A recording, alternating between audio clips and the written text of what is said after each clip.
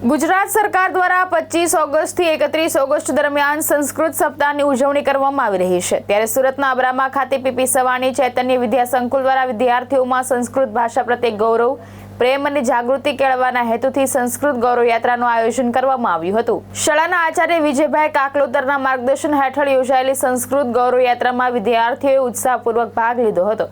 વિદ્યાર્થીઓ સંસ્કૃત ભાષાનું મહત્વ અને ભારતીય સંસ્કૃતિમાં તેના યોગદાનને ઉજાગર કરતા વિવિધ નારા, સુવિચારો તેમજ ભગવદ્ ગીતા અને વેદોના ગ્રંથો સાથે રેલીમાં જોડાયા હતા। રેલીના માધ્યમથી સંસ્કૃત માત્ર પ્રાચીન ભાષા નહીં પરંતુ ભારતની જ્ઞાન પરંપરા, સંસ્કૃતિ, સાહિત્ય અને વૈદિક વારસાનું મહત્વપૂર્ણ માધ્યમ હોવાનો સંદેશ આપવામાં આવ્યો હતો।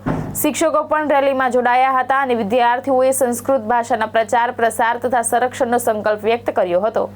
હું Vijaybhai કાકલોતર, Acharya Shri PP Savani group of school પૈકી અબ્રામા સંકુલ સેકન્ડરી અને કોમર્સ વિભાગમાં ગુજરાત સરકાર અને સુરત જિલ્લા શિક્ષણ અધિકારીની કચેરીના સંયુક્ત ઉપક્રમે જે 25 ઓગસ્ટથી 31 ઓગસ્ટ સુધી સંસ્કૃત સપ્તાહ ઉજવવાનું જે આહવાન થયું છે તેના ભાગરૂપે અમારી પીપી સવાણી શાળાએ પણ આ યાત્રાની અંદર વિદ્યાર્થીઓમાં સંસ્કૃત વિષય પ્રત્યે રસ વધે, રુચિ વધે અને તેમની જનજાગૃતિનો પણ પ્રચાર અને પ્રસાર થાય તેવા હેતુસર આજરોજ અમારી પીપી સવાણી શાળાએ પણ આ સંસ્કૃત યાત્રાનું આયોજન કર્યું છે। આ ગૌરવપૂર્ણ યાત્રાનું આયોજન કરવામાં આશરે લગભગ અમારા 100થી વધુ વિદ્યાર્થીઓ અને 15થી વધારે શિક્ષકોની મહેનત છે।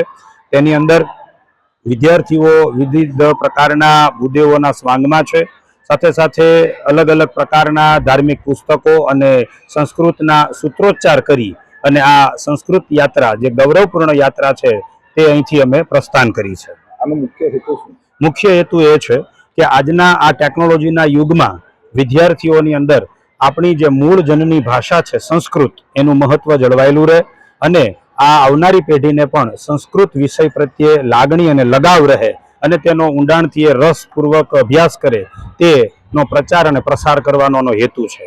કેટલા વિદ્યાર્થીઓએ ભાગ લીધો? 100થી વધુ વિદ્યાર્થીઓએ આ રેલીની અંદર તૈયારી સાથે ભાગ લીધો છે।